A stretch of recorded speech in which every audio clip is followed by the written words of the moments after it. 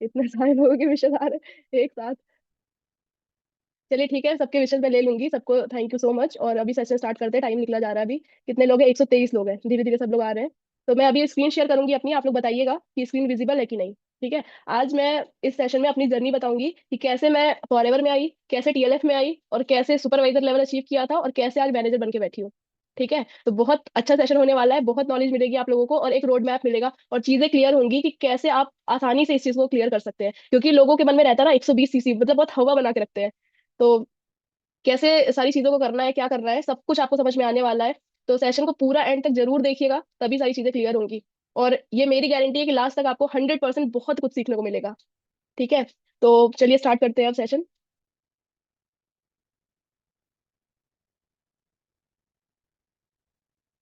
देखिए, सबको अभी यहाँ पे ये लग रहा होगा ना कि कैसे इतनी आसानी से हो गया, 2 महीने के अंदर 125 सीसी कर लिया।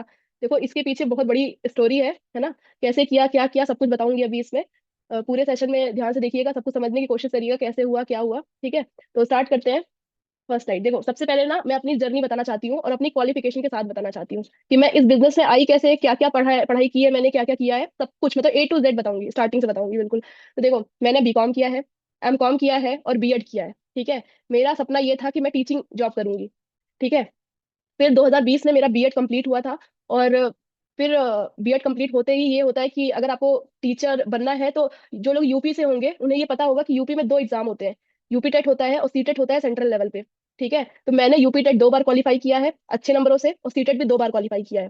ठीक है। अब 2020 में और 21 में 2 साल लगातार मैंने यूपी टेट और सीटेट क्वालिफाई किया था। पढ़ाई मैंने इतनी ही की है, और इसके अलावा भी बहुत सारी चीजें की हैं। तो उसमें क्या था कि 2022 में यूपी में इलेक्शन होने वाले थे, है ना। तो योगी जी की सरकार थी, तो ये था कि 2022 में उन इलेक्शन के पहले वो वैकेंसी देंगे, है ना, प्राइमरी टीचर की वैकेंसी आएगी। और यूपी टेट सीटेट मतलब यूपी टेट चाहिए ही चाहिए उसके लिए। तो मैं तैयारी कर रही थी सुपर टेट की। और सुपर टेट की तैयारी मैंने 20 में जब हो गया B.Ed मेरा, तो 21 और 22 2 साल मैंने टीचिंग स्टार्ट किया था। क्योंकि ये था कि सुपर टेट की तैयारी भी करती रहूं, क्योंकि यूपी टेट मेरा क्लियर था, तो आधा सिलेबस मेरा ऑलरेडी क्लियर ही था।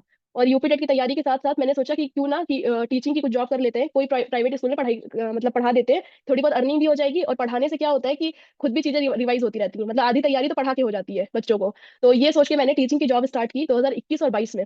2 साल मैंने टीचिंग की जॉब की। यूपी टेट क्लियर था, साथ में सुपर टेट की तैयारी कर रही थी। यहाँ तक की मेरी जर्नी ये थी। अब टीचिंग की जॉब करते करते, मतलब जितना आसानी से मैं बता रही हूँ उतना आसान था नहीं, है ना, क्योंकि बहुत सारी चीजें होती हैं उसके बीच में। तो अब फॉरएवर ज्वाइन करने के पहले मैं टीचर थी, तो मैंने बता ही दिया आप लोगों को। ठीक है। अब उसकी कुछ मेमोरीज है, आप देख लो। मेरा एक्चुअली क्या था ना, फोन चेंज हुआ है, तो कुछ कुछ फोटोज उसमें नहीं थी। तो जो मेरे पास मिल पाई है वो स्कूल की कुछ फोटो मैंने डाल दिया है। ये जो आप देख सकते हैं, ये अटेंडेंस रजिस्टर है। मैं 5th B की क्लास टीचर थी। और यहाँ पे कुछ प्रिंसिपल्स हैं, कुछ मैम है, यहाँ पे बच्चों की कुछ फोटो, मतलब जो मेरे पास मिल पाई वो फोटो मैंने यहाँ पे डाला है। एक सेकेंड। हाँ। तो यहाँ पे ये सारी चीजें हुई। ठीक है। उसके बाद ये सारी स्कूल की फोटोज है मेरे, जहाँ पे मैं पढ़ाती थी पहले। उसके बाद फिर क्या हुआ, अब देखो चैलेंजेस बहुत थे टीचिंग में। अब उसको मैं वन बाय वन बताती हूँ क्या क्या चीजें थी। सबसे पहला था ना, वर्क लाइफ बैलेंस। उसमें सबसे ज्यादा प्रॉब्लम क्या थी, सुबह 7 बजे का मेरा स्कूल था, और 2 बजे मैं फ्री होती थी दिन में। ठीक है। अब 7 बजे के स्कूल के लिए मैं हाउस वाइफ थी उस टाइम, मतलब हाउस वाइफ ही थी, मतलब घर का भी काम देखना ही था। तो 4 साढ़े 4 बजे सुबह सो के उठती थी। उसके बाद नहा धो के पूजा पाठ करके, और खाना बना के, मतलब नाश्ता बना के, और उसके बाद अपना टिफिन लेके, और फिर मैं स्कूल के लिए निकलती थी। 7 बजे स्कूल पहुंचती थी, 2 बजे तक मैं पढ़ाती थी। 2 बजे के बाद छुट्टी होती थी, तो फिर हम लोग घर आते थे। उसके बाद फिर क्या होता है कि 2 बजे के बाद आओ, फिर खाना खाओ, फिर घर का कुछ काम पड़ा है तो घर का काम करो, फिर आधा एक घंटा मिलता था रेस्ट करने के लिए, उसमें रेस्ट किया तो रेस्ट किया, अगर कुछ स्कूल से काम लेके आई रहती थी तो वो करती थी। मतलब ये है कि जैसे कई बार क्या होता था, काम बहुत ज्यादा होता था स्कूल में, कॉपी जैसे नहीं चेक हो पा रही बच्चों की, तो घर पे लाके कॉपी चेक करना, एग्जाम पेपर बनाना, पीटीएम है उसको थोड़ा बहुत घर पे कुछ प्रिपेयर करना, या बहुत सारी चीजें होती है स्कूल में, वो सारी चीजें करती थी। उसके बाद फिर शाम को वही चाय पानी, फिर 1 2 घंटा जो टाइम बचता था ना, उसमें फिर मैं सुपर टेट की तैयारी करती थी। मतलब ये थोड़ा बहुत कभी जीके पढ़ लिया, जीएस पढ़ लिया, कुछ मतलब कुछ ना कुछ मैं करती रहती थी। फिर 7 साढ़े 7 बजता था, फिर डिनर बनाओ, खाओ पियो सो जाओ। उसके बाद फिर सुबह 4 बजे उठो। तो ये करते करते मतलब मैंने 2 साल बिताए हैं। मतलब इसमें मेरी लाइफ कुछ नहीं थी, पढ़ो पढ़ाओ ये दो काम था। स्कूल पूरा देखो, ये सारी चीजें थी, घर देखो, मतलब सब कुछ मैनेज करना था। मतलब 2 साल एक होता नहीं है, मतलब इतनी मेहनत की है मैंने, पढ़ाई से भी और स्कूल से भी, स्कूल में भी। ठीक है। तो पहला तो मेरा ये था, ये सबसे बड़ा चैलेंज था, क्योंकि 4 बजे उठना ही ना मेरे लिए सबसे बड़ा टास्क था। मतलब मुझसे उठा ही नहीं जाता था, चाहे मैं 10 बजे सो जाऊं, लेकिन 4 बजे नहीं उठ पाती थी। तो एक तो ये प्रॉब्लम थी मेरे साथ। फिर दूसरी चीज लो पे, मतलब इतनी मेहनत करके मुझे, मतलब जो एज ए फ्रेशर में ज्वाइन हुई थी, मुझे सिर्फ 8,000 रुपए की सैलरी मिलती थी उसमें। 8,000 रुपए में पूरे महीने इस तरह से काम करती थी, और उसमें ना पढ़ाई हो पा रही थी, ऊपर से मतलब बहुत सारी चीजें हो रही थी। फिर ये लग रहा था कि अगर वैकेंसी नहीं आई तो कुछ तो करना है ना, तो ये करते रहते हैं, जब वैकेंसी आ जाएगी तो फिर टीचिंग छोड़ के 1 महीने अच्छे से पढ़ाई कर लेंगे। यही सोच के मैं करती थी। तो थोड़ा बहुत जो पैसा मिल रहा है, चलो ठीक है, क्या करना है, घर पे बैठ के यही कर लेते हैं। तो पैसा भी बहुत कम था, काम बहुत ज्यादा था, जॉब इनसिक्योरिटी थी, क्योंकि वहां पे क्या था, हर क्लासरूम में कैमरास थे। तो वहां पे ऐसा था कि आपको इंग्लिश में ही बोलना है, हिंदी में बोल नहीं सकते, आप कुछ ऐसी चीजें नहीं कर सकते। वो मतलब वहां से पूरा मॉनिटरिंग होती थी ऑफिस से बैठ के। तो और वो बीच बीच में से प्रिंसिपल सर थे या जो और लोग भी थे, वो गाइड करते रहते थे, ये करना है, ये नहीं करना है, बिल्कुल मतलब बॉस की तरह। तो ये होता था कि वो ये भी बोलते रहते थे बीच बीच में कि ये चीज जैसे बताई जा रही है वैसे करना है, अदरवाइज आपकी नौकरी आपके हाथ में है। तो 8,000 रुपए में वो धमका के भी रखते थे। उसके बाद फिर मेंटल और इमोशनल स्ट्रेस तो था ही, ऑब्वियस सी बात है, जब दिन भर आदमी लगा है किसी काम में, तो और सैलरी भी उस हिसाब से नहीं मिल रही है, कुछ समझ ही नहीं आ रहा है कि लाइफ में क्या करना है क्या नहीं करना है, मतलब कुछ भी समझ में नहीं आ रहा था। तो टेंशन भी रहती थी। उसके बाद ऑब्वियसली वाले टीचर में कोई ऐसा नहीं कि प्रमोशन होता है ना, मतलब वाइस प्रिंसिपल प्रिंसिपल तो बनते हैं, लेकिन वो भी बहुत रेयर। वो सारी चीजें गवर्नमेंट स्कूल में ज्यादा अच्छी तरीके से होती, प्राइवेट में इतनी ज्यादा मतलब ग्रोथ की अपॉर्चुनिटी नहीं है। क्योंकि 2 साल में मेरी सिर्फ 2,000 रुपए की सैलरी बढ़ी थी, 10,000 रुपए पे पहुंची थी। वो भी इसलिए क्योंकि मैं उनमें से बेस्ट टीचर थी कि कहीं मैं छोड़ के ना चली जाऊं। वो उनमें से जो वो लोग थे उनको वो भी नहीं मिला था। उसके बाद फिर ये होते होते फिर हेल्थ इश्यूज, तो ऑब्वियस सी बात है, दिन भर 7 बजे से 2 बजे तक खड़े ही रहना है आपको, आप बैठ नहीं सकते। अगर आपको कॉपी भी चेक करनी तो आपका जो एक पीरियड फ्री मिलता है ना, आप उसमें चेक करोगे, वरना फिर आप जो बात छुट्टी के बाद का आधा घंटा होता है उसमें आप कॉपी चेक करिए। आप खड़े खड़े व्हाइट बोर्ड पे पढ़ाते रहिए इस तरह से, तो पूरा दिन आदमी थक भी तो रहा है, तो सर में दर्द, बैक पेन, मतलब बहुत सारी चीजें होती थी। उसके बाद कोई छुट्टी का ऐसा नहीं था, संडे की छुट्टी होती थी, हाँ कोई फेस्टिवल है तो छुट्टी मिलती थी, या जो समर वेकेशन होती है, ये सारी छुट्टी रहती थी। लेकिन अगर बीच में किसी की तबीयत खराब हो जाए, बीच में कुछ हो जाए, तो फिर सैलरी कट होती थी। कुछ थी मतलब 8-10 छुट्टियां थी मतलब साल भर में, उसके अलावा फिर 500 रुपए कटता था। अब 8,000 की सैलरी में 500 रुपए एक दिन की छुट्टी पे कट जाता था। तो ये थी उसकी सिचुएशन। उसके बाद lack of time freedom and financial freedom, obvious सी बात है कि जब इतनी सारी चीजें आदमी मैनेज कर रहा है ना, तो ना तो उसके पास टाइम फ्रीडम है ना फाइनेंशियल फ्रीडम है, क्योंकि फाइनेंशियल के नाम पे 8,000 रुपए, टाइम के नाम पे 24 घंटा। तो ये थे मेरे चैलेंजेस जो टीचिंग में मुझे आए थे। और 2 साल मैंने सेम रूटीन फॉलो किया था, 4 बजे उठने का, 2 बजे के बाद 2:30 बजे तक घर आने का, फिर घर पे काम निपटाने का, आधे घंटे अगर आराम का टाइम मिला तो किया, वरना पढ़ाई की, चाय बना के सबको दिया मतलब भाई बहू भी हूँ, सब कुछ देखना पड़ेगा ना। अब ऐसा तो कह नहीं सकते कि अब स्कूल से आ गए तो बस अब आराम ही करते रहेंगे। बहू की अलग रिस्पॉन्सिबिलिटी होती है, वो सारी चीजें देख के ये चीजें मैंने की। उसके बाद फिर क्या होता है कि हम लोग मतलब जनवरी में, मतलब मेरे हस्बैंड का ट्रांसफर हो गया यहाँ पे बैंगलोर। ठीक है, तो हम लोग यहाँ पे शिफ्ट हो गए। अब जब बैंगलोर में आ गई तो वहाँ पे मुझे टीचिंग की जॉब छोड़नी पड़ी। टीचिंग की जॉब छोड़ने के बाद ये हुआ कि अब यहाँ पे प्रॉब्लम मुझे सबसे ज्यादा ये आई कि यहाँ पे सब कुछ बिल्कुल अनजान था, मेरे लिए नया था सब कुछ। ऊपर से मैं हिंदी और इंग्लिश दो ही लैंग्वेज बोलती हूँ, है ना, लेकिन यहाँ की जो लोकल लैंग्वेज थी वो कन्नड़ा थी। अगर मैं बच्चों को जाऊंगी भी तो थोड़ा बहुत तो कन्नड़ा मुझे आनी चाहिए, बच्चों की एटलीस्ट बातें समझने के लिए। तो मुझे सबसे बड़ा टास्क यही लगा कि पहले मैं कन्नड़ा सीखूं। तो वो चीज मुझे समझ में नहीं आ रहा था। फिर ये लगा कि छोड़ो, कब तक जॉब करेंगे। अच्छा, उस टाइम मेरी बेटी भी होने वाली थी। तो ये लगा कि चल अभी थोड़े दिन छोड़ते हैं अभी, फिर डिसाइड करेंगे आगे क्या करना है। फिर अब मैंने ऐसे लिंक्डइन पे ऐसे सोचा कि चलो घर बैठे कुछ खोजते हैं, अगर कोई पार्ट टाइम जॉब मिल जाती है तो 2-4 घंटा निकाल के और कुछ अर्निंग हो जाएगी। क्योंकि देखिए, अगर कोई इतनी मेहनत कर चुका है और पैसा कमा चुका, चाहे 8,000 रुपए ही, तो एक होता है ना कि उसको अब एक हो गया कि पर मंथ उसको कमाना ही है कैसे, वो खाली बैठ ही नहीं सकता घर में। तो अब मुझे भी यही था कि मुझे अब खाली नहीं बैठना, कुछ ना कुछ करते रहना है। तो अब जब लिंक्डइन से मुझे फॉरएवर के बारे में पता चला, तो मैंने 3 दिन का सेशन अटेंड किया। और उस सेशन से मुझे ये पता चला कि फॉरएवर ही एक ऐसी अपॉर्चुनिटी जहां से आपके सारे सपने पूरे हो सकते हैं। क्योंकि वहां पे ऐसी ऐसी चीजें दिखाई जाती हैं कि मतलब एक गांव का लड़का था, बहुत गरीब घर का था, और उसने इतना बड़ा अपना घर बना लिया शहर में आके, और इतनी बड़ी बड़ी गाड़ियां खरीद ली, फॉरेन की ट्रिप्स पे जा रहा है, ये कर रहा है, मतलब बहुत सारी चीजें मैंने देखी उस 3 दिन के सेशन में, है ना। और उसमें यही सारी चीजें दिखाई जा रही थी, बहुत मोटिवेशनल चीजें थी। तो मुझे कम से कम इतना तो ट्रस्ट आ गया था कि हाँ, फॉरएवर फ्रॉड तो नहीं है, मतलब ऐसे ऐसा लग रहा था कि हाँ, लोग करते होंगे तभी तो इस तरह से दिखाया जा रहा है ना। उसके बाद मैंने गूगल पे सर्च भी किया था कि फॉरएवर के बारे में थोड़ा, क्योंकि उसके पहले ही लिंक्डइन से ही मेरे साथ 1,800 रुपए का फ्रॉड हो चुका था। वो आके बोल रहे थे कि आपको पहले 1,800 रुपए देना है, और उसके बाद फिर हम आपको आगे प्रोसेस बताएंगे कैसे क्या करना है। तो वो किसी जॉब के नाम पे था, लेकिन उन्होंने पैसा लेके ब्लॉक कर दिया था। तो मुझे इसके लिए भी ये था कि जब तक ये सारी चीजें फ्री में चल रही थी तब तक तो मुझे बहुत अच्छा लगा। ठीक है, फिर लेकिन जब सेशन अटेंड करने के बाद एटलीस्ट मुझे इतना तो पता चल गया था कि अब यही एक प्लेटफॉर्म है जिससे मेरे सपने पूरे हो सकते हैं। मैं बहुत खुश हुई कि चलो बहुत अच्छा है। फिर बाद में तीसरे दिन ये पता चलता है कि आपको अगर ये बिजनेस स्टार्ट करना है ना, तो आपको 2 सीसी करना पड़ेगा। तो 2 सीसी के लिए आपको 30,000 के प्रोडक्ट लेने पड़ेंगे। तब यहाँ पे थोड़ा सा मैं अटकती हूँ, क्योंकि 1,800 का फ्रॉड हुआ था। फिर मुझे इतना नहीं समझ में आ रहा था कि ये बिजनेस है, और बिजनेस में प्रोडक्ट खरीदने के लिए मुझे पैसे लग रहे हैं, कोई अपने जेब में रखने के लिए पैसे नहीं ले रहा है। फिर भी, और फिर जब मैं काम पूछती थी तो वो बोलते थे कि कुछ नहीं, बस कॉलिंग का काम है, मतलब या हम आपको सिखाएंगे, आप पहले 2 सीसी कर लो, ये सारी चीजें उनके साथ होती थी। एक सेकेंड।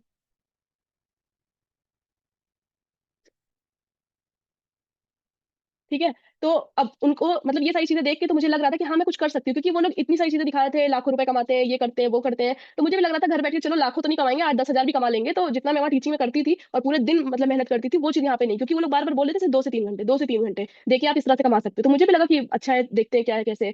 मतलब मैं बहुत खुश हो गई, घर बैठ के मुझे अच्छी अपॉर्चुनिटी मिल गई, है ना। उसके बाद ये अप्रैल की बात है। फिर मई आते आते 1 महीना बीतते बीतते मुझे ये फील होने लग गया कि फॉरएवर ज्वाइन करके मैंने गलती कर दी। अच्छा, यहाँ पे एक चीज ये हुई थी कि वो लोग 30 हजार का प्रोडक्ट लेने को बोल रहे थे, 2 सीसी करने को बोल रहे थे। फिर मेरे पास उस टाइम मतलब पैसे थे भी, और मैं लगाना भी नहीं चाह रही थी। मतलब मुझे ये था कि पता नहीं, अभी तो 1800 का हुआ है, और हस्बैंड भी मान नहीं रहे थे कि ये सब कुछ नहीं होता, ये सब ऑनलाइन सब फ्रॉड होता है, ये होता है। स्टार्टिंग में हस्बैंड का यही रिएक्शन था। तो उन्होंने लेकिन एक ऑप्शन दिया था कि आप स्लो ट्रैक से स्टार्ट कर सकते हो 5 हजार की बिलिंग करके। तो मैंने कहा कि ये बेस्ट ऑप्शन है, अगर थोड़ी बहुत भी अर्निंग हो गई तो 30 हजार कोई बहुत बड़ी बात नहीं, लगा देंगे, एक ही बार तो लगाना है, 2 सीसी एक ही बार करनी है, ये चीज वो बताते थे। मैंने 5 हजार की बिलिंग कर ली, बिजनेस स्टार्ट कर दिया। और नेक्स्ट डे जब मैंने काम पूछा तो उन्होंने बोला कि उन्होंने फिर 20-22 नंबर की एक लिस्ट दी थी, और उस लिस्ट पे मुझे करना था कॉल, कि आप इस नंबर पे कॉल करिए, और उनको आप जैसे मैंने आपको ज्वाइन करवाया ऐसे आपको मतलब वेबिनार में बैठाना है, घर बैठ के कुछ नहीं करना, आपको सिर्फ फोन का यूज करके लोगों को क्लासेस लगवानी है, मतलब वेबिनार में बैठाना है ना। और इनरोलमेंट कराना है 99 रुपीज की। तो वो 15 मिनट की वीडियो भेजो, मतलब उन्होंने भेजी थी कि ये 15 मिनट की वीडियो भेज दो, जो सीरियस पर्सन होगा वो 99 पे कर देगा, फिर हम उसी में से फिल्टर आउट कर लेंगे। ऐसे करके उन्होंने मुझे सिखाया था। उसके बाद फिर जब मैंने 20 नंबर पे कॉल करना स्टार्ट किया, तब मुझे पता चली रियलिटी। पहले तो कुछ लोगों ने फोन ही नहीं उठाया, और जिन्होंने फोन उठाया उनका रिस्पॉन्स इतना खराब था। मतलब वो बोल रहे हैं कि आप फ्रॉड कर रहे हो, आप लोगों को फंसा रहे हो। और कुछ लोग ऐसा बोलते थे कि आप फॉरएवर छोड़ दो, फॉरएवर में कुछ नहीं होता, फॉरएवर में कुछ रखा ही नहीं है। ऐसे ऐसे सामने से रिस्पॉन्स आता था लोगों का। अब उस टाइम मतलब एक होता नहीं कि मतलब इतनी इतने बड़े बड़े सपने देख के और अचानक से फर्श पे आ जाना। तो इतने सारी चीजें सोच के कि ये कर लेंगे वो कर लेंगे फॉरएवर से, मतलब इतनी सारी चीजें हो जाएंगी, और लास्ट में पता चलता है कि ऐसे करके करना है। मतलब पहले तो इतनी नॉलेज रहती भी नहीं है, ज्वाइन हो गए चलो ठीक है हो गया। अब दूसरे दिन भी उन्होंने 20-22 नंबर दिए, तीसरे दिन मतलब ऐसे करके उन्होंने पूरा। और जब भी कोई ऐसा रिस्पॉन्स है, कोई जैसे कोई गुस्से में है, कोई किसी मतलब सिचुएशन में है, और मैं फोन करके उनको समझा रही हूँ कि आपने फॉर्म फिल किया था, वो सामने से मतलब बहुत खराब तरीके से रिएक्ट करते थे, मतलब ऐसे गुस्से में बात करते थे, अपनी फ्रस्ट्रेशन निकालते थे। ये सारी मतलब ये सारा मेरा एक्सपीरियंस था। तो मुझे लगा कि मतलब ये शायद मैं गलती कर रही हूँ, है ना, कि मैं ये काम क्या करी, 5 हजार भी लगाया, सामान आ गया, लेकिन मुझे काम समझ में नहीं आ रहा है। तब फिर मैंने अपने अपलाइन से पूछा कि मतलब ऐसे ऐसे लोग रिएक्ट कर रहे हैं, इस तरह से बात कर रहे हैं, तमीज से बात भी नहीं कर रहे हैं, क्या है मतलब। ये कह रहे हैं अगर आपको बिजनेस में आगे बढ़ना है तो आपको ये सारी चीजें झेलनी पड़ेंगी। मैंने कहा क्या मतलब, इस तरह से इसका मतलब हमेशा ही झेलना पड़ेगा। कह रहे अब देखिए लोगों का है वो, अगर आपको पैसा कमाना है ना, इन्हीं में से लोग ज्वाइन करेंगे, इन्हीं में से आपको 7-7.5 हजार रुपए आएगा। तो आपको ऐसे लोग भी मिलेंगे, अच्छे लोग भी मिलेंगे, खराब लोग भी मिलेंगे, लेकिन अभी तक का मेरा जो एक्सपीरियंस था 4-6 दिन में बात करके, वो मेरा बिल्कुल अच्छा नहीं था। मतलब मुझे समझ ही नहीं आ रहा था, मैं दिन भर बात करती थी कॉल पे, और शाम को ये लगता था कई बार मैं रोने लग जाती थी। मैं सच बताऊं कि यार क्या कर रही हूँ, मतलब इस तरह तो मेहनत भी पूरे दिन की जा रही है, कोई तमीज से बात करने को रेडी नहीं है। फिर 1 महीना बीता। 1 महीने बाद फिर मुझे जो है मैंने उस पर सर्च किया, और यूट्यूब पे, क्योंकि वो लोग प्रेशर करने लग गए थे कि आपका 1 महीना हो गया है, अब आपको 2 सीसी करनी पड़ेगी, वरना आपकी कोई अर्निंग होगी नहीं। तो मैंने कहा कि अगर मतलब अभी तक मैंने कुछ भी नहीं किया, मतलब एक पैसे की अर्निंग नहीं की इवन, मतलब चलो पैसे की अर्निंग नहीं हुई वो ठीक है, बट मुझे काम ही समझ में नहीं आ रहा, मतलब मुझे काम अच्छा ही नहीं लग रहा है, मुझे अच्छी फीलिंग नहीं आ रही इसको करके, क्योंकि एक दिन का हो, 2 दिन का हो, 1 महीने का तो आदमी झेल ले, पूरी लाइफ तो मुझसे नहीं झेला जाएगा, है ना। कुछ भी समझ में नहीं आ रहा इसका, तो बिल्कुल जॉब से ज्यादा इनसिक्योरिटी मुझे इस बिजनेस में लग रही है अब तो। फिर मैंने यूट्यूब पे ऐसे सर्च किया, उसी बीच में जो मेरा अपलाइन है पंकज सर, उनसे भी मतलब मेरा कॉन्टैक्ट हुआ था, लिंक्डइन के थ्रू ही हुआ था। फिर उसके बाद मैंने यूट्यूब पे सर्च किया, तो पंकज सर के थ्रू मैंने टीएलएफ का वेबिनार देखा था पूरा, और फिर उसके बाद यूट्यूब पे जब सर्च किया, शुभम सर की वीडियो मिली मुझे। तो शुभम सर की वीडियो में मतलब लगभग हर वीडियो में यही बोलना है कि कॉलिंग कब तक करोगे, क्या होगा, ऑटोमेशन की से काम करो, स्मार्ट वर्क करो, ये करो, मतलब ये सारी चीजें मुझे वहां से समझ में आई। तो मुझे लगा कि ये क्या बता रहे हैं, इनसे थोड़ा सा बात करके पूछना चाहिए, मतलब क्या ये मतलब कौन सा सिस्टम, किस सिस्टम की बात कर रहे हैं। तो उनका सब पहला शब्द यही था, नो कॉलिंग नो कन्विंसिंग। अब तो मुझे लगा कि हाँ यही तो मुझे चाहिए था, तो अगर कॉल नहीं करेंगे, कन्विंस नहीं करेंगे, तो फिर लोग कैसे आएंगे, लोग ज्वाइन कैसे करेंगे। तो बोल रहे ऑटोमेशन सिस्टम के थ्रू लोग सामने से आएंगे जो लोग इंटरेस्टेड होंगे। मैंने कहा ऐसा भी हो सकता है क्या कि लोग इंटरेस्टेड लोग सामने से आके बिजनेस ज्वाइन कर लेंगे। बोला हाँ कर सकते, करते हैं लोग। मैं कहा अच्छा। फिर कुछ सेशंस देखे मैंने, और जो पंकज सर ने टीएलएफ का वेबिनार दिया था वो पूरा मैंने 90 मिनट का पूरा वेबिनार देखा 2 बार। 2 बार मतलब एक बार 40 मिनट चला, और 40 मिनट बाद वो रुक गया, मतलब वो बैक हो गया। अब वो वेबिनार का ये है कि फिर से 40 मिनट चलता है, तो मैंने फिर से 40 मिनट लगा के पूरा वेबिनार कंप्लीट किया। तो मैंने उसको पूरा समझा। फिर जो भी शिवन सर से बात हुई थी वो सारी चीजें हुई। ऐसे करते करते मुझे ये पता चला कि हाँ यहाँ पे थोड़ी सी ग्रोथ है, क्योंकि यहाँ पे सबसे पहले उन्होंने बताया यूट्यूब पे कंटेंट क्रिएट करना है, और वो चीज मैं पहले से भी चाहती थी कि कुछ मुझे ऐसा प्लेटफॉर्म मिले कि जहाँ पे थोड़ी सी ग्रोथ हो। और उसके बाद फिर मुझे ये पता चला कि मेरी आईडी मेरे नाम से बनी है, और 5 हजार की बिलिंग हो गई है, तो अब अपने नाम से हम मतलब टीम भी चेंज नहीं कर सकते। तो इस उससे मैंने सर ने बोला कि आप रीस्पॉन्सरिंग करके आ सकते हो टीएलएफ में, आपको 6 मंथ्स वेट करना पड़ेगा, बट वहां पे आपको कोई प्रोडक्ट नहीं खरीदना है, कोई बिलिंग नहीं करनी है, ना किसी को ज्वाइन कराना है। मैं कहा ठीक है ये तो कर लेंगे कोई बात नहीं, क्योंकि उस टाइम मैंने बताया ना मेरी बेटी होने वाली थी, तो मैंने कहा ठीक है 6 महीना वेट कर लेंगे कोई बात नहीं है। 6 महीना होने के बाद फिर जब मेरी बेटी 4 महीने की हो गई थी, तब मेरी आईडी एलिजिबल हो गई थी यहाँ पे ज्वाइन करने के लिए। फिर मैंने पंकज सर के थ्रू ज्वाइन किया, क्योंकि पंकज सर के अपलाइन शुभम सर ही है, तो ऑटोमेटिक मैं शुभम सर की टीम में ही आ रही थी। तो मैंने ज्वाइन कर लिया उनको, पंकज सर के साथ। उसके बाद फिर क्या होता है कि जब यहाँ पे आई तो नवंबर, मुझे डेट याद है, 26 नवंबर 2023 को मैं टीएलएफ में आके 2 सीसी मैंने किया था। आते ही मैंने डाई 2 सीसी कॉम्बो किट से स्टार्ट किया था यहाँ पे। और उसके बाद 4-5 तारीख के आसपास दिसंबर में प्रोडक्ट्स आ गए थे मेरे। अब मेरे साथ प्रॉब्लम क्या थी, अच्छा मैंने टीएलएफ तो ज्वाइन कर लिया कि चलो कॉल नहीं करना पड़ेगा, कुछ नहीं करना पड़ेगा, लेकिन ऑटोमेशन सिस्टम को सीखना भी तो पड़ेगा। चलो मैं टीचिंग करती थी, उतना पढ़ी लिखी मैं हूँ कि मैं चीजों को समझ जाऊंगी, लेकिन खुद से तो नहीं कर पाऊंगी ना, एक बार तो सीखना पड़ेगा, चीज सबको समझना पड़ेगा। फिर मेरे साथ यहाँ टीएलएफ में क्या चैलेंजेस आए। सबसे पहला चैलेंज आया कि लैक ऑफ कॉन्फिडेंस। देखो कॉन्फिडेंस तो मेरे अंदर था, क्योंकि मैं स्कूल में भी स्पीच वगैरह सब देती थी, सब कुछ सब डील करती थी, वो सब तो मुझे था। लेकिन कॉन्फिडेंस कमी तब आई जब कैमरा ओपन करके मैंने बोलना स्टार्ट किया। कभी कभी मैं भूल जाऊं, कभी कभी इतना बता दूं कि मुझे भी लगे ओवर डिलीवर हो रही है चीजें।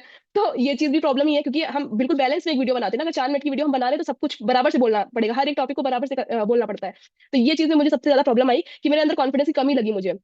कैमरा ओपन करते सब कुछ भूल जाता था। उसके बाद दूसरी चीज आई टेक्निकल, मतलब टेक्निकल वैसे तो थी, लेकिन कभी एडिटिंग की नहीं थी, ना कभी थंबनेल बनाया था, ना कभी हैशटैग टैग कीवर्ड्स इस सब का यूज किया था कभी भी, है ना। तो ये प्रॉब्लम मुझे सबसे ज्यादा आई थी उस टाइम। तो ये भी हमारे अभी क्या, इसके लिए मैं नई थी, इसको सीखना था मुझे। उसके बाद लैक ऑफ टॉपिक क्लैरिटी, अब बोलते हैं यूट्यूब पे वीडियोस बनाओ, अब मुझे समझ ही नहीं आ रहा किस टॉपिक में वीडियो बनाऊं। अब जब नए हैं तो कुछ भी तो नहीं आ रहा है ना, ये भी तो एक प्रॉब्लम ही है। मुझे नहीं समझ में आता कहाँ से स्टार्ट करूं, क्योंकि मैं सबकी वीडियो देखती थी, तो सबके चैनल, किसी के चैनल पे 50 वीडियो, किसी के 100 है, तो मैं सोचती थी इन्होंने स्टार्ट कैसे किया था। तो मुझे लगता था ये तो अच्छा बोल रहे हैं, मुझसे तो कुछ होगा ही नहीं, और क्या बोलूं क्या बताऊं, कुछ समझ नहीं आ रहा था। फिर फियर ऑफ जजमेंट, ये भी टेंशन थी मुझे कि लोग देखेंगे मुझे यूट्यूब पे तो क्या सोचेंगे, या टीम में भी लोग देखेंगे कहेंगे ये कैसे बोल रही है, क्या करी, मतलब मुझे उसका भी डर था। मतलब एक शर्म सी आती थी कि कैसे मैं बोलूं पहली चीज तो, और अगर जो देखेगा वो क्या सोचेगा। उसके बाद लैक ऑफ कंसिस्टेंसी, जैसे मैंने बताया कि मेरी बेटी बहुत छोटी थी, है ना उस टाइम, तो कभी वीडियो आ रही है, कभी 4 दिन में आ रही, कभी 10 दिन में आ रही, कभी 2 दिन में भी आ रही है, तो कोई कंसिस्टेंसी नहीं थी, बस चल रही थी चीजें। उसके बाद फिर डाउट भी था कि जब स्टार्टिंग फेज में जब मैंने यहाँ पे 2 सीसी कर लिया ना, तो मुझे ये लगा कि यार पता नहीं मैं कर भी पाऊंगी कि नहीं, क्योंकि यूट्यूब पे तो चलो ठीक है वीडियो ही तो डालना है, लेकिन उसके पीछे थोड़ी सी मेहनत तो लगेगी ना। फिर ये लगने लगा, क्योंकि देखो यहाँ पे सबसे ज्यादा मुझे जो प्रॉब्लम थी वो ये थी, मेरे पास टाइम नहीं था।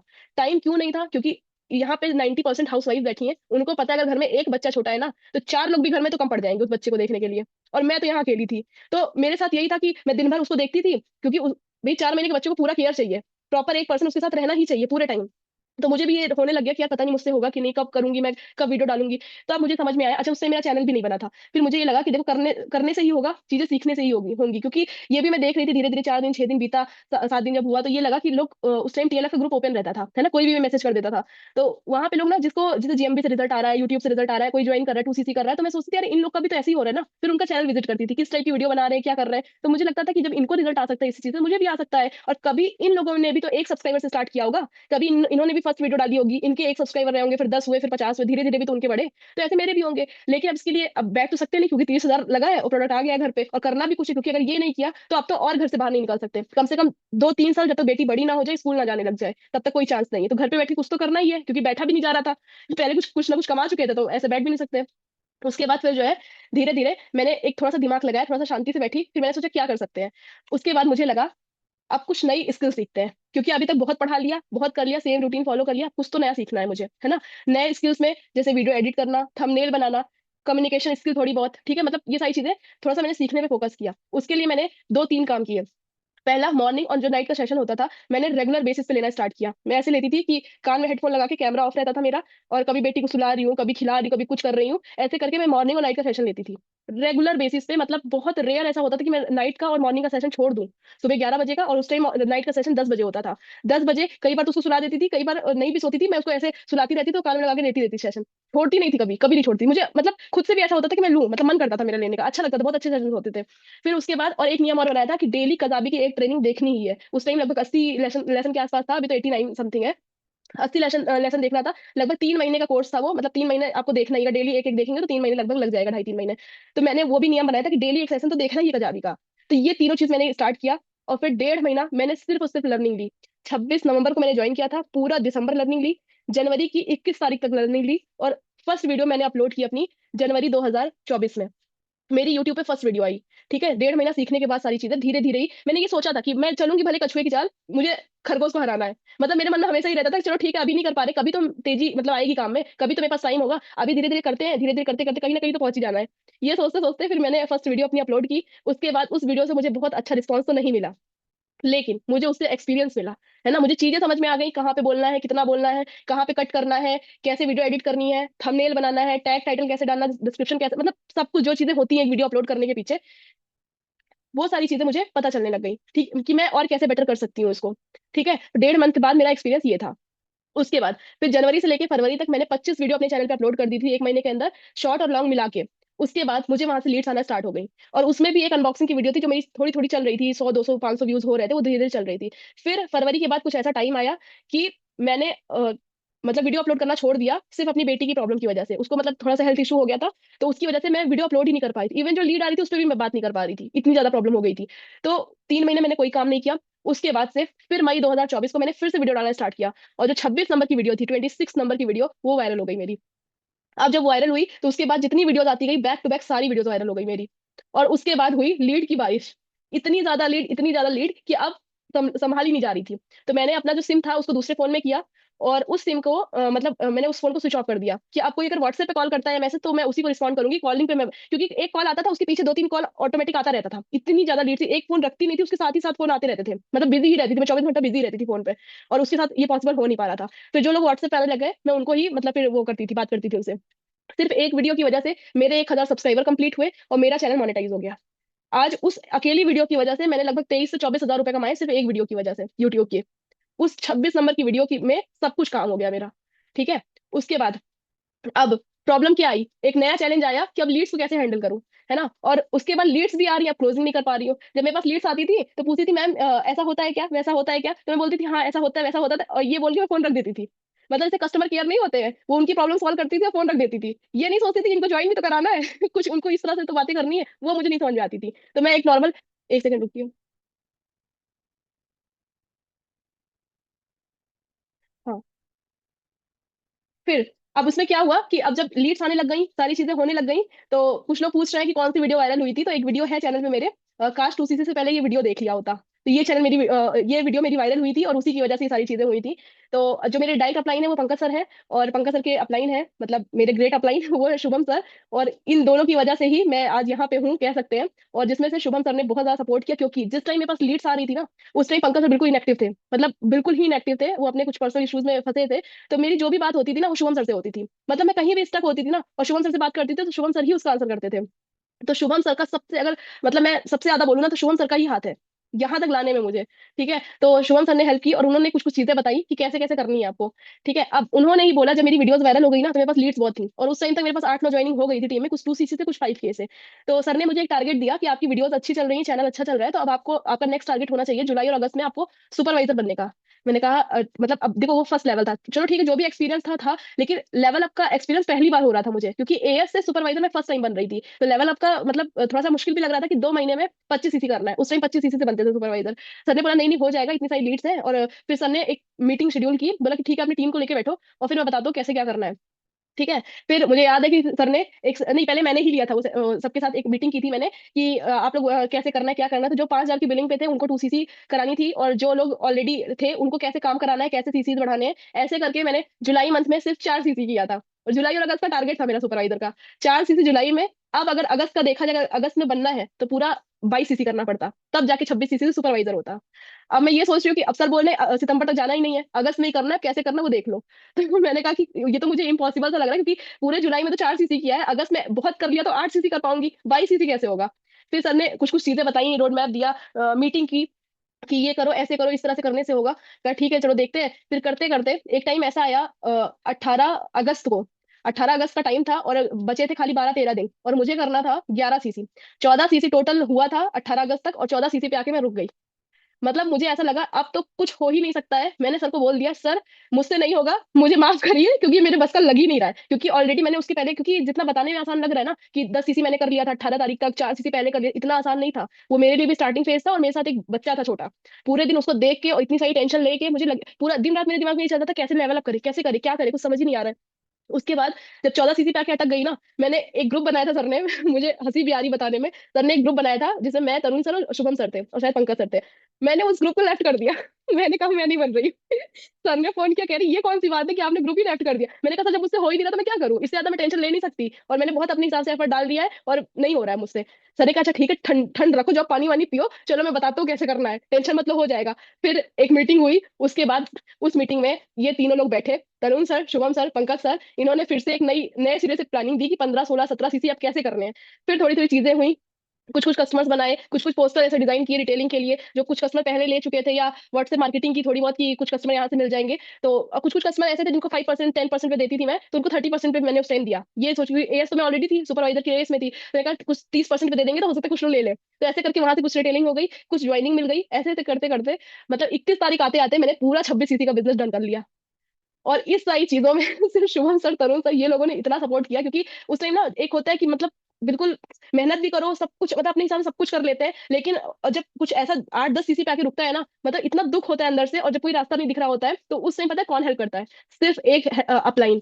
सिर्फ एक अपलाइन उस जगह पे ऐसा है जो आपकी हेल्प कर सकता है, क्योंकि वो खुद उस सारी चीजों से निकल चुका है ना, वो सारी चीजें पार कर चुका, वो भी कभी सुपरवाइजर बने होंगे, उनको भी प्रॉब्लम आई होगी, मैनेजर बने होंगे, उनको भी प्रॉब्लम आई होगी, है ना। तो ऐसे करते करते मेरा फाइनली सुपरवाइजर हो गया 26 सीसी से अगस्त 2024 में। अब यहाँ पे मेरे पास अच्छी टीम भी बन चुकी थी, मतलब अच्छी, मतलब कह सकते हैं कि 8-9 लोग तो पहले ही ज्वाइन थे, उसके बाद इस बीच में भी काफी लोगों की ज्वाइनिंग हुई थी। और कुछ लोग जो पहले से 5,000 की बिलिंग पे थे उन्होंने 2 सीसी किया था, कुछ कस्टमर बन गए थे, तो बहुत सारी चीजें हुई, ऐसे करके सुपरवाइजर लेवल हो गया। अब सुपरवाइजर हो गया, ये सारा टाइम बीता, फिर दिसंबर में मैंने एक बार प्लान किया कि चलो मैनेजर बनते हैं। उसी टाइम कुछ ऐसा हो गया, पता नहीं भगवान को नहीं मंजूर रहा होगा, फिर मेरी बेटी की तबीयत खराब हो गई, और फिर मुझे लगा कि छोड़ो अभी नहीं करते, थोड़े दिन रुक के करते, क्योंकि चलो ठीक है 25 सीसी जैसे तैसे निपटा दिया, लेकिन 120 सीसी के लिए ना बहुत मेहनत है, मतलब अगर दो महीने में 25 सीसी में अगर मेरी हालत खराब हो गई तो 120 में क्या होगा भगवान ही जानते हैं। फिर करते करते मई का महीना आया अभी, मई 2025, और मई 2025 में दो चीजें हुई मेरे साथ, दो नहीं तीन चीजें हुई कहेंगे। पहली चीज ये हुई कि 14 मई को मेरे हस्बैंड का प्रमोशन हुआ उनकी कंपनी में। वो पहले डिप्टी मैनेजर थे, है ना, उसके बाद उनका प्रमोशन हुआ, वो मैनेजर बन गए। तो ऐसे उन्होंने एक दिन हंसी हंसी में ऐसे मतलब मजाक में कह दिया कि इतने दिन से सुपरवाइजर पे बैठी हो, कब बनोगी मैनेजर? मैं तो बन गया अपनी कंपनी में, अब तुम भी बन जाओ। तो एक होता नहीं, एक मतलब मन में ऐसे कीड़ा रेंग गया कि हाँ इस बात तो सही है, सुपरवाइजर इतने टाइम बैठे हैं, टीम भी अच्छी अब बन चुकी है, तो अब मैनेजर की प्लानिंग करनी चाहिए। फिर भी एक बार सुन के मैंने सोचा कि छोड़ते हैं अभी, थोड़ी थोड़े दिन और रुकते हैं। तब तक अगले दिन एक लीड आती है मेरे पास, वो बोलती है मैम मुझे लीड जनरेशन सिखा दो, मुझे जून महीने में 10 सीसी करके सुपरवाइजर बनना है, वरना तो जुलाई से तो 25 सीसी हो रहा है ना। मैंने कहा है 25 सीसी हो रहा है, ये तो मुझे पता ही नहीं है। तो कह रही नहीं नहीं, मेरे अपलाइन ने बोला है 25 सीसी हो रहा है, और आपको भले नहीं पता लेकिन हो रहा है। मैंने कहा अच्छा मुझे नहीं पता है। तो भाई मैं भी एक बार सर डाउट में आ गई कि यार मुझे नहीं पता 25 सीसी हो रहा है, क्योंकि अगर हो रहा है तो जैसे कंपनी ऑफिशियल नोटिफिकेशन देगी ना कि 25 सीसी हो रहा है, जैसे जनवरी में दिया था 10 सीसी हो गया।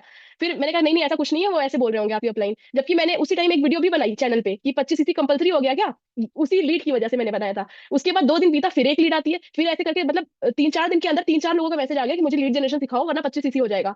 तो ऐसे मेरे दिमाग में ऐसे आया कि यार अगर मान लो सच में ये इतने सारे लोग कह रहे हैं, अलग अलग टीम से आके कह रहे हैं, तो कहीं ऐसा तो नहीं कि मान लो अंदर अंदर में चल रहा हो, हरीश सर आके कभी एक आध दिन सेशन ले लें और बोल दें कि जो है नेक्स्ट मंथ 25 सीसी हो जाएगा। अब मुझे डर लग गया, मैंने कहा यार मैं 25 सीसी में एकदम रो दी थी। मेरे टीम वाले क्या करेंगे बेचारे। मैंने कहा नहीं, अब यही बेस्ट टाइम है। और फिर कुछ कुछ चीजें हो गई कि घर से हो गया कि सितंबर अक्टूबर में कुछ फंक्शन है घर में, तो ये लगा कि अब बस यही टाइम है, क्योंकि अब सारी चीजें ना अलाइन हो रही हैं, क्योंकि सब कुछ एक साथ हो रहा है कि अब मैनेजर बन जाओ, अब इसके बाद मौका नहीं मिलेगा। फिर मई के एंड में मैंने प्लानिंग स्टार्ट की, और अब इस प्लानिंग में क्या था भाई देखो, हेल्प तो करने के लिए अब जब सब कुछ तो ठीक है, सब कुछ समझ में आता है कि 120 सीसी करना है 2 महीने में करना है, लेकिन कैसे? उसके लिए तो किसी की जरूरत पड़ेगी ना, जो कोई रोड मैप देगा। फिर यहाँ पे आते हैं शुभम सर। ठीक है, अच्छा पहले ये था कि मैनेजर बनना क्यों था, उसका भी कुछ रीजन था। क्योंकि देखिए जब मैं सुपरवाइजर थी ना, तो एक 2 सीसी कराने का मुझे 8,500 रुपये मिलता था। तो शुभम सर की एक ट्रेनिंग हुई थी कि अगर मतलब आप अगर 8,000 कमा रहे हो सेम काम करने का, और वही सेम काम करने का मैनेजर 12,000 कमाता है, तो मुझे लगा एक क्लोजिंग में जितनी मेहनत लग रही है इस लेवल पे मुझे वैसे भी कम पैसे आ रहे हैं, तो क्यों ना ऐसे लेवल पे बैठा जाए जहाँ पे वही सेम काम करने का ज्यादा पैसा आए। पहला तो ये था। दूसरी चीज था, उस टाइम मैनेजर बनने के बाद टीम बड़ी हो जाएगी, फिर आराम से पैसिव इनकम कर सकते हैं, सिर्फ हम एक्टिव रहेंगे ना तो भी हमें पैसिव इनकम आती रहेगी। तो ये था एक रीजन। उसके बाद जितने भी कार प्लान है, एमआर है, चेयरमैन बोनस है, मतलब ये सारी चीजों की स्टार्टिंग ही ना आफ्टर मैनेजर होती है। मतलब अगर आप सुपरवाइजर हो ना, एएम हो, तो आप ये सब चीज अचीव कर ही नहीं सकते। आपको मिनिमम मैनेजर होना पड़ेगा, उसके बाद वो सारी इंसेंटिव क्वालिफाई करने पड़ेंगे, तब जाके कुछ होगा।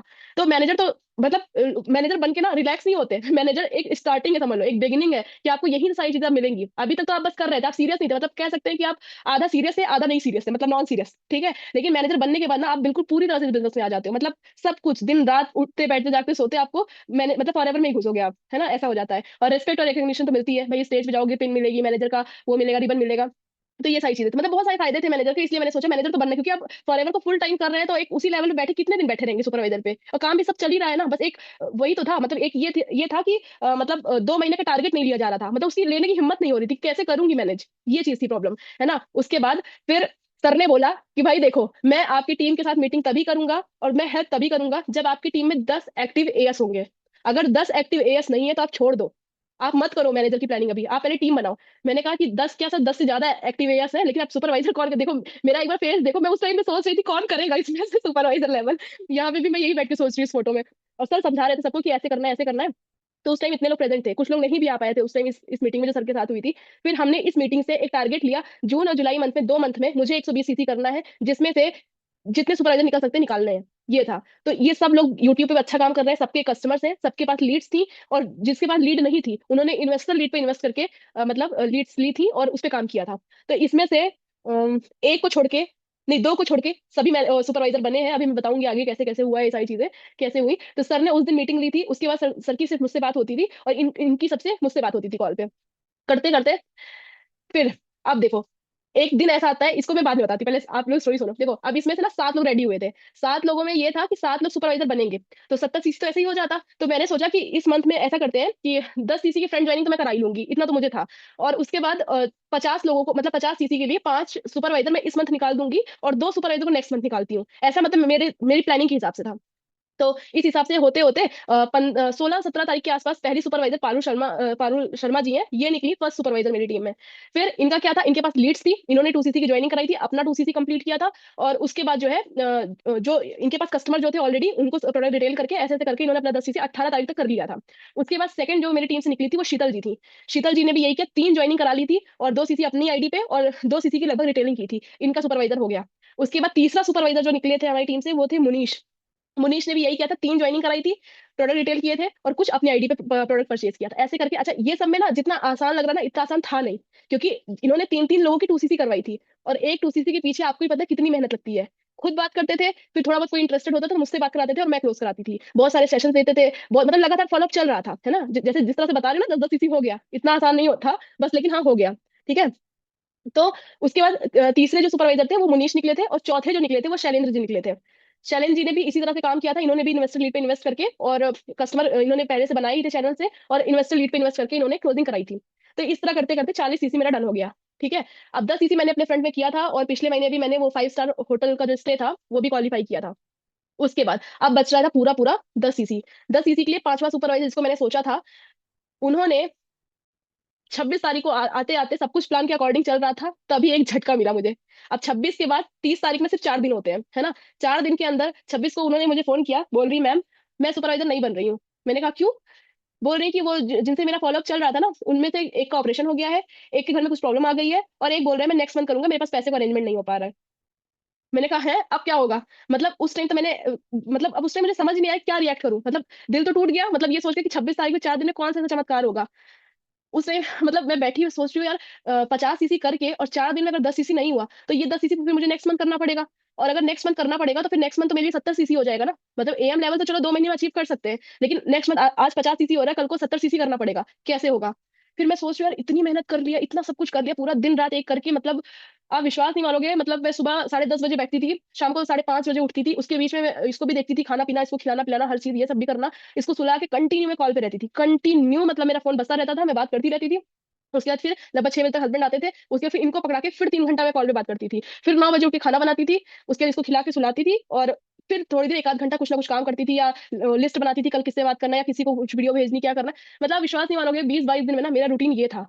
मतलब मुझे सांस लेने की छुट्टी नहीं थी, बस ये समझ लो आप, शॉर्ट में यही बोल सकती हूँ, पूरा दिन ऐसी थकान, ऊपर से ये मतलब मेरी बेटी ये छोटी है, अभी 2 साल की, पूरा दिन मुझे इसी के पीछे भागना रहता था, कॉल कर रही, मतलब बहुत सारी चीजें होती है, मतलब एक्सप्लेन नहीं कर सकते, इतनी ज्यादा मेहनत होती है। और क्योंकि नॉर्मल डेज में तो आप सब कुछ मैनेज कर लेते हो ना, लेकिन जब लेवल अप का टाइम है ना, तो आप एक एक सेकंड आपके लिए बहुत कीमती होता है, कि एक सेकंड भी आप मिस नहीं कर सकते, क्योंकि क्या है ना, कंपनी ने बांध दिया है आपको 2 महीने में ही कंप्लीट करना पड़ेगा। ये करते करते उन्होंने मना कर दिया। मैं बैठी और मैं रोने लगी। मुझे ये लगा ना कि अब कुछ नहीं हो सकता, मतलब इतनी मेहनत करके सब कुछ करके, मतलब प्लान फेल हो रहा है, मतलब ये हो गया। फिर अब फिर इस जगह पे कौन समझ में आएगा? फिर शुभम सर के पास फोन किया मैंने कहा सर मैं एएम नहीं बन रही हूँ इस महीने। सर ने बोला क्यों, क्या हुआ? मैंने कहा सर ऐसे हो गया। उन्होंने बिल्कुल मना कर दिया, क्योंकि उनके जितने प्रोस्पेक्ट थे उन्होंने बोल दिया कि नेक्स्ट मंथ करेंगे। तो कस्टमर से भी कितना ही वो रिटेल कर लेंगे, 1 सीसी 1.5 सीसी, 9 सीसी नहीं हो पाएगा सर। मैं बहुत, अब क्या करूं, मतलब मैं रोने लग गई। सर ने पता है क्या बोला? Welcome to our team. मैंने कहा है, मैं तो ऑलरेडी टीम में हूं ना। तो कह रहे नहीं नहीं, जिसका लेवल अप होता है ना, वो क्या करता है, वो बिना रोए लेवल अप नहीं करता। और आज 26 दिन बाद आप भी उसी क्या बोलेंगे, आप भी उसी मतलब आपने भी वही क्राइटेरिया फुलफिल कर दिया, 26 दिन बाद आपने भी लेवल अप के टाइम पे रो दिया। तो आप अब आपका हमारी टीम में स्वागत है। मुझे इतना वो लगा कि मतलब मैं रो रही हूँ, सर सर मजाक उड़ा रहे हैं मेरा, मतलब सर हंस रहे हैं। तो मैंने कहा सर अब क्या करूँ वो बताइए, मुझे कुछ समझ में नहीं आ रहा, मन करा मैं छोड़ दूँ सब, मतलब आप विश्वास नहीं करोगे, वो टाइम मेरे लिए ऐसा था ना, मुझे ऐसा लगा ना कि मतलब फॉरएवर छोड़ने की बात नहीं कर रही थी, मुझे ऐसा लगा कि लेवल को अभी छोड़ देते हैं, क्योंकि मैंने ऑलरेडी बहुत मेहनत की थी। उसके बाद फिर सर ने बोला नहीं नहीं, 4 दिन है ना, 4 दिन बहुत होते हैं, आप एक काम करो। फिर सर ने कुछ कुछ चीजें बताई। अच्छा, जो लोग सुपरवाइजर नहीं बन रहे थे उसमें से कुछ लोग ऐसे थे जो ज्वाइनिंग करा रहे थे, मतलब नॉर्मल जैसे कराते हैं ना, 1 सीसी 2 सीसी की बिलिंग या कुछ रिटेल कर रहे थे, कुछ ना कुछ वो कर रहे थे पीछे। तो उस टाइम सर ने बोला कि अब एक काम करो, एक ब्रॉडकास्ट लिस्ट बनाओ अपने कस्टमर्स की, जितने भी कस्टमर है ना उनमें, उनको ये बोलो कि अभी तक वो 30% डिस्काउंट पे प्रोडक्ट लेते थे, अब वो 38% पे, उनको सिर्फ 3 दिन का ऑफर है। ऐसे करके उन्होंने कुछ चीजें बताई कि ऐसे ऐसे करो और हो जाएगा। और सच में मतलब 30 तारीख आते आते ना मेरा 61 सीसी का बिजनेस हुआ। क्योंकि टीम में जो लोग थे ना, जो लोग बोल रहे थे अगले महीने करेंगे, उनको भी मैंने फॉलो अप कर करके कि अगले महीने से ये हो जाएगा वो हो जाएगा, थोड़ा बहुत बोल के उनको इसी महीने करा लिया था। तो ऐसे करके 61 सीसी का बिजनेस मैंने एएम लेवल क्वालिफाई किया था 30 जून तक, है ना। अब 60 सीसी कर लिया, ठीक है। यहाँ पे वही था, कैलकुलेशन चेंज हुई थी बट माइंडसेट नहीं चेंज हुआ था, क्योंकि नहीं, मैं बोलूंगी ना, माइंडसेट भी चेंज हो गया था एक टाइम तक। लेकिन क्या हुआ कि शुभम सर ने यहाँ पे जिस तरह से मतलब एक होता नहीं मतलब इमोशनली सपोर्ट किया और हर तरफ से चीजें बताई ना, वहां पे मेरा फिर ये लगा कि नहीं नहीं कर सकते, चलो ठीक है, हो गया तो हो गया ना, ये सारी चीजें होती रहेंगी। सर ने बोला कि इतनी आसानी से लेवल नहीं होता, हर तरफ से टेस्ट होगा आपका, फिजिकली मेंटली इमोशनली हर तरफ से टेस्ट होगा ना, तब जाके आपका लेवल अचीव होगा। तब मुझे लगा कि ठीक है, देखते हैं करके करते। और फाइनली 30 जून को एएम लेवल डन हो गया। 61 सीसी से 4 सुपरवाइजर निकले उस वक्त मेरे टीम से, लेवल डन हो गया। अब बारी आती है, अब सबसे ज्यादा पता है प्रेशर कहाँ पे आता है, जब आपका एम लेवल डन हो जाता है ना, उससे लेके मैनेजर लेवल तक। मैनेजर लेवल तक क्या होता है कि अगर मान लीजिए आपने इस महीने 60 सीसी का बिजनेस और नहीं किया, तो आपका जो पिछला 60 सीसी हुआ है ना, वो भी कंपनी खत्म कर देगी।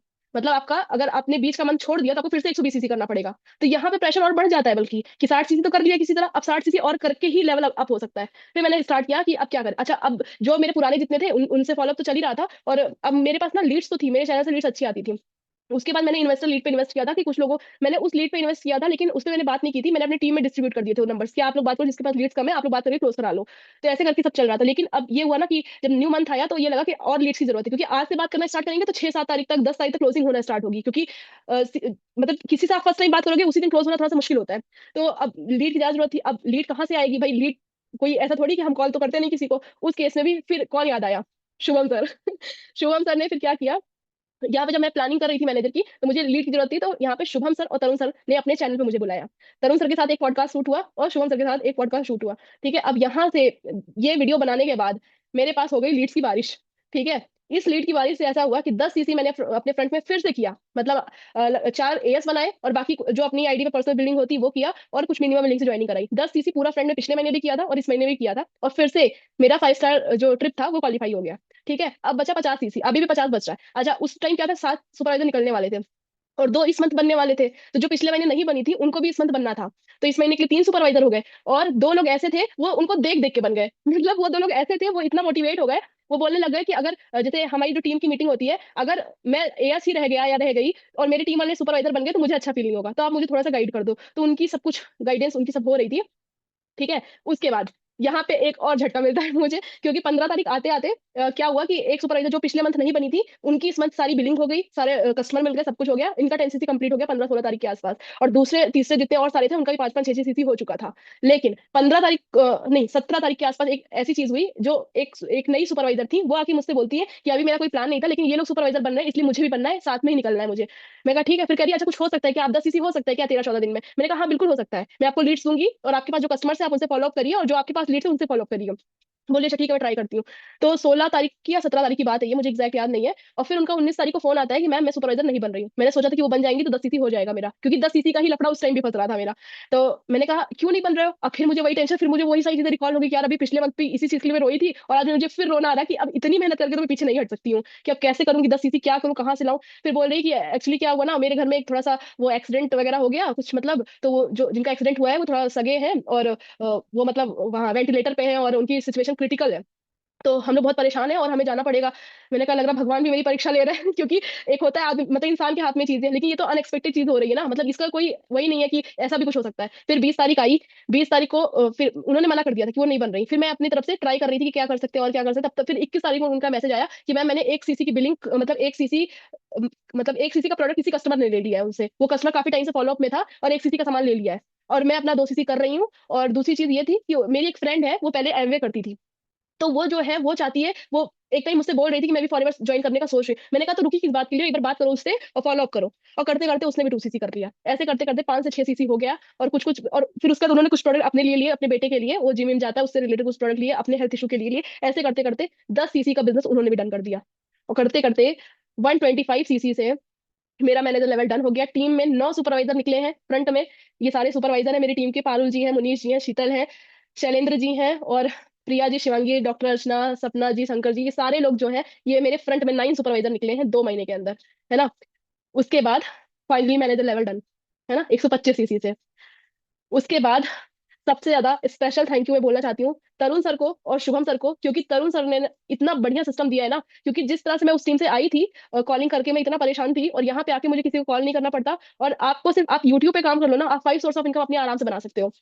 तो सबसे ज्यादा थैंक यू तरुण सर को। और शुभम सर की तो स्टोरी आपको बताई दी। शुभम सर ने हर जगह मेरा मतलब सपोर्ट किया है, और बिल्कुल एक, मैं उनके डायरेक्ट डाउनलाइन नहीं हूँ, मतलब मेरे और सर के बीच में पंकज सर आते हैं, लेकिन एक जैसे एक डायरेक्ट डाउनलाइन के साथ आदमी का कनेक्शन रहता है ना, सर ने एकदम उसी तरह सपोर्ट किया है। मतलब ये आप समझ लो कि मतलब इतना ज्यादा हर एक जगह पे मैं उन्हीं के सामने रोई हूँ, सारी प्रॉब्लम उन्हीं से शेयर की है, सब कुछ मतलब सब कुछ सर ने हर तरफ से मतलब सपोर्ट किया है मेरा। और उसके बाद सबसे ज्यादा थैंक यू मेरे ऑल बिजनेस पार्टनर, जिन्होंने मेरे मैनेजर लेवल में सपोर्ट किया। जो लोग थोड़ा सा इनएक्टिव भी हुए थे ना सुपरवाइजर के नाम पे, फिर से उन्होंने उतनी मेहनत से काम किया, कस्टमर बनाए, लीड्स पे फॉलो किया, सारी चीजें करी, और फाइनली उनका भी लेवल अचीव हो गया और मेरा भी लेवल अचीव हो गया, है ना।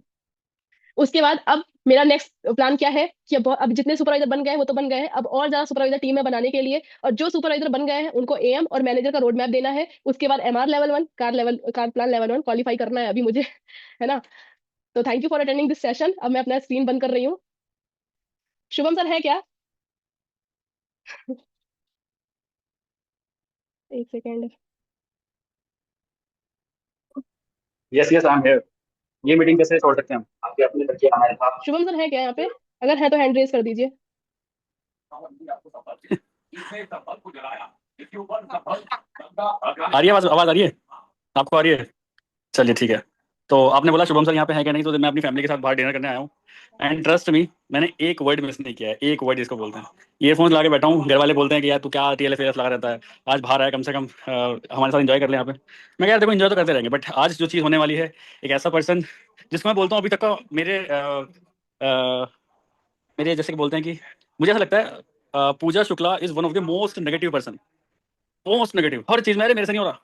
और ये एक ऐसी पर्सन है अभी आपके सामने जो है, जो आज मैनेजर बन के बैठी है, बहुत जल्दी हाथ छोड़ने वाली। मतलब मेरे से नहीं हो रहा, जैसे इन्होंने जो बातें बोली है ना ये, कि जब ये सुपरवाइजर बनी थी, ग्रुप मैंने इनके साथ ग्रुप बनाया, ग्रुप लेफ्ट कर दिया जी। अब ग्रुप लेफ्ट करने का क्या मतलब समझ रहे हो? मतलब बंदा गुस्सा है या फिर वो फॉरएवर नहीं करना चाहता। मैंने इनके साथ जितनी बार भी ग्रुप बनाया, इन्होंने हर बार अरे हटाओ हटाओ एग्जिट मार देती थी। मतलब मैं आगे से फोन कर रहा हूँ तो ये फोन नहीं उठा रही मेरा। तो ये सारी चीजें भी हुई हैं। बट ऐसा कहते हैं जो इंसान जितना ज्यादा नेगेटिव है, वो उतने बड़े कारनामे भी करके दिखाएगा यहाँ पे। पता है क्यों? इसका सबसे बड़ा रीजन ये है, ये एक्शन टेकर बहुत बढ़िया है। और एक अपलाइन को अपने डाउनलाइन में सबसे पहले ये चीज देख लेनी चाहिए, क्या वो एक्शन टेकर है क्या नहीं। मैंने इनको ये बोल दिया कि यार इस तरह से करोगे तो आई थिंक रिजल्ट ज्यादा आएगा। मुझे अगले दिन रिजल्ट दिखता, मतलब अगले दिन एक्शन दिखता था कि यार एक्शन लिया है। नेगेटिव है ठीक है, नेगेटिव को पॉजिटिव तो मैं करूंगा, वो तो मेरा काम है। बट क्या ये जो मैं बातें बोल रहा हूँ या फिर जो भी हमारे टीएलएफ में सिखाया जा रहा है, क्या उसको इंप्लीमेंट कर रही है कि नहीं? तो ये एक शानदार इंप्लीमेंटर है। ये इंप्लीमेंट करती हैं चीजों को। नेगेटिव है ठीक है, बट समझाने पर समझ भी जाते हैं। कुछ लोग होते हैं स्टबर्न, मतलब मटके हैं, कितना पानी डाल लो सब चिकने गड्ढे इधर से हो जाएगा। ये चिकने गड्ढे बिल्कुल नहीं है। वीडियोस में कह दिया कि नहीं थंबनेल आपके अच्छे लग रहे, तो नेक्स्ट दिन थंबनेल इनका बढ़िया मिला, ऐसा नहीं कि यार ये हो नहीं रहा हमसे। तो दूसरी बात, सबसे बड़ी प्रॉब्लम रहती है एक, अभी मैं समझ पा रहा हूँ, जैसे मेरी सिस्टर है, उनका अभी छोटा सा बेबी है, 1 साल का हुआ है, कितना परेशान करते हैं बच्चे भाई। वो घर पे आ जाता है, मैं 7 दिन काम नहीं कर पाता, मैं तो मामा हूँ, मैं काम नहीं कर पाता, माँ तो बिल्कुल भी काम नहीं कर पाती। फॉर दैट इतने सब चीज करने के बाद भी इंप्लीमेंट करना, टाइम निकालना, it's not that much easy जो आपने करके दिखाया, और इसलिए आपको मैनेजर लेवल मिला है। ये मैनेजर लेवल एक ड्रीम लेवल है, हर किसी के बस की नहीं है मैनेजर लेवल क्वालिफाई करना। मैं साफ बोल रहा हूँ। अभी आप यहाँ पे शायद कितने लोग बैठे हैं? 300 लोग बैठे हैं, 250 लोग बैठे हैं। आप में से सिर्फ 10% 20% लोग ही मैनेजर लेवल क्वालिफाई कर पाएंगे, क्योंकि मैनेजर लेवल आपको टेस्ट करेगा। मैनेजर लेवल आपको इमोशनली, फाइनेंशियली, मेंटली, फिजिकली, हर तरीके से आपको जज करेगा, चेक करेगा कि भाई आपके अंदर दम है कि आप मैनेजर बनने लायक हो क्या नहीं। और काम के मैनेजर, देखो नाम के मैनेजर बहुत लोग बन सकते हैं, लेकिन काम के मैनेजर बनना is not that much easy. उसके लिए आपको इंप्लीमेंटेशन करना पड़ेगा। अब आप ही खुद सुनिए कि ये खुद ही बोल रहे हैं, जब भी प्रॉब्लम आती थी अपलाइन के पास गए, ठीक है, अपलाइन जरूरी थोड़ी है, अपलाइन भगवान थोड़ी है कि उसके पास हर चीज का सोल्यूशन होगा। हर चीज का सोल्यूशन कहाँ है? कचाबी में पहुंच गया, कचाबी में, क्योंकि करना है, क्योंकि करना है ना। और दूसरी बात देखिए, कैलकुलेशन होती है। जिस बंदे को इस बिजनेस में कैलकुलेशन नाम की चीज क्लियर है, तो उसको इस बिजनेस में आगे बढ़ने से कोई नहीं रोक सकता। कैलकुलेशन मतलब आप एएस लेवल पे उतनी मेहनत करके कम पैसा कमा रहे हो, मैनेजर लेवल पे उतनी मेहनत करके दुगना तिगना कमा रहे हो। दिस इज कैलकुलेशन, और हर बिजनेसमैन ऐसे ही सोचता है। सो बहुत अच्छा सेशन आपने दिया। और देखिए जो भी इन्होंने बोला ना, एक तो आपको दिख भी रहा होगा, हाफती हैं ये बोलते बोलते ना, मतलब इतनी जल्दी जल्दी, कभी कभी इतनी तेज तेज बोलते थे कि आधे वर्ड तो खाई जाती हैं। That is true. आप इनका एक एक वर्ड ट्रू था बिल्कुल। इन्होंने जो स्टोरी बताई, ये हुआ वो हुआ, बिल्कुल स्टोरी को पन्नों पे रखना भी इजी नहीं है। आप मार्केट में किसी मैनेजर से पूछो कैसे मैनेजर बने, उनके पास एक डिफरेंट स्टोरी होगी। बट यहाँ जो आज आपने स्टोरी सुनी है, 2 महीने की एग्जैक्ट एक एक दिन की स्टोरी इन्होंने समझा दी। तो नेगेटिव फेज भी आया, पॉजिटिव फेज भी आया, रोए भी, ये भी, और सब चीज होती है। बट एट द एंड जो गिव अप नहीं करेगा, वो आज नहीं तो कल मैनेजर 100% बन जाएगा। सो 2-3 पॉइंट्स में अगर मैं समराइज करूँ, कि आप मैनेजर क्यों बने। पहली बात तो आप चाहते थे मैनेजर बनना, इसलिए आप मैनेजर बने, पहला। दूसरा, आपके दिमाग में कैलकुलेशन बहुत अच्छे से सेट बैठती है, क्योंकि आप किसी चीज को बहुत अच्छे से समझते हो। किसी चीज को बहुत अच्छे से समझ के इंप्लीमेंट करना हर किसी के बस की नहीं होता, बट आप किसी चीज को कैलकुलेट करके समझ के इंप्लीमेंट भी बहुत अच्छे से कर देते हो। और तीसरी बात, गुस्सा आपको भी आता है, ठीक है, बट उस गुस्से को भी कैसे पॉजिटिव डायरेक्शन में लेके जाना है, ये मैं पूजा शुक्ला से सिखाऊं। गुस्सा आ रहा है, आदमी नेगेटिव की तरफ ही भागता है, बट इनका गुस्सा हमेशा ये क्लोज करके एक पॉजिटिव डायरेक्शन में लेके जाती है, आपको करके दिखाना है। तो ये दो तीन चार चीजें अगर आपने कर ली तो देखो, वही कैलकुलेशन मैंने पूरी टीएलएफ में दी है, बट वो इनको समझ में आए तो आज ये मैनेजर बन के बैठी है। तो कैलकुलेशन वाली वीडियोस बार बार देखिए कि कैसे मैनेजर किस तरह से कमाता है, क्या है कैसे है, ये सारी चीजें। और आज ये मैनेजर बन के बैठी है, तो इनकी टीम में जितने सुपरवाइजर्स हैं, आपको क्या लगता है वो खाली सुपरवाइजर बैठेंगे क्या? नहीं, क्योंकि उनकी अपलाइन मैनेजर बन चुकी है, एक अलग सा कनेक्शन हो जाता है कि नहीं यार चले, हम भी जब हमारी मैम बन सकती है मैनेजर, इनके पास प्रॉपर कैलकुलेशन होगी, प्रॉपर रोड मैप होगी, तो हम भी बने। ठीक है, तो आप, मुझे पता है जो लोग मैनेजर बन के वो अपनी टीम में मैनेजर्स खड़े करना स्टार्ट कर ही देंगे। मैं भी तो यही कर रहा हूँ, हम भी तो यही कर रहे हैं। और सबसे अच्छी बात अभी आप लोगों के लिए क्या है, भाई मुझे साढ़े तीन 4 साल लग गए मैनेजर बनने में, ठीक है, पूजा शुक्ला को सिर्फ 1.5 साल लगा। शायद पूजा शुक्ला की टीम में कोई ऐसा बंदा बैठा होगा जो 6 महीने में कर लिया। क्यों? क्योंकि एक्सपीरियंस मेरा भी आएगा, पूजा का भी आएगा, तरुण सर का भी आएगा, सबका एक्सपीरियंस सब अलग अलग तरीके से एक्सपीरियंस देंगे। अब जिसको जिसकी बातें समझ में आ रही है इंप्लीमेंट करना स्टार्ट कर दो, दैट्स इट। क्योंकि एक बात तो फैक्ट है, इस बिजनेस में मैनेजर बनने के बाद पैसा तो बहुत है, और उतना पैसा कि आप सोच भी नहीं सकते। अभी आप सच्ची बता रहा हूँ, सोच भी नहीं सकते मैंने आफ्टर मैनेजर इतना पैसा फॉरएवर लिविंग प्रोडक्ट्स में, अगर आपकी टीम काम कर रही है तो। सो एट द एंड बस ये बोलना चाहूंगा, क्योंकि घर वाले चिल्ला रहे हैं पीछे से कि डिनर तो कर ले, मैं डिनर छोड़ के आया हूँ अभी, ठीक है, 2 रोटी खा चुका, 1 रोटी बाकी है मेरी भी। तो wishing you all the best. बहुत शानदार सेशन था, एक एक स्लाइड्स बहुत दिल से बनाई गई है, दिख रहा था, और बहुत अच्छे से आपने स्टोरी को पोर्ट्रे किया। और ये स्टोरी हमेशा याद रखी जाएगी, तड़के जो लगते हैं ना स्टोरीज में, ये स्टोरी हमेशा याद रखी जाएगी, कैसे पूजा शुक्ला श्री राम की नगरी से बैंगलोर शिफ्ट हुए, आज फॉर एवर मैनेजर बन के बैठे। So wishing you all the best. मैं कांग्रेचुलेशन बोलूंगा पूजा, उनकी टीम को, और बाकी और भी जितने टीएलएफ फेटर्स जिनका दिमाग माइंड ओपन हुआ है आज के सेशन के बाद, कि वो भी जल्दी से जल्दी अपने अपलाइन के साथ बैठ के मैनेजर लेवल क्वालिफाई करेंगे इस टीएलएफ फेटर्स में। Wishing you all the best, bye bye. ठीक है, फिर चलते हैं हम लोग भी, है ना, और टेलीग्राम ग्रुप ओपन हो रहा है, वहाँ पे आप लोग फीडबैक दे सकते हैं। ठीक है, ओके, थैंक यू, बाय।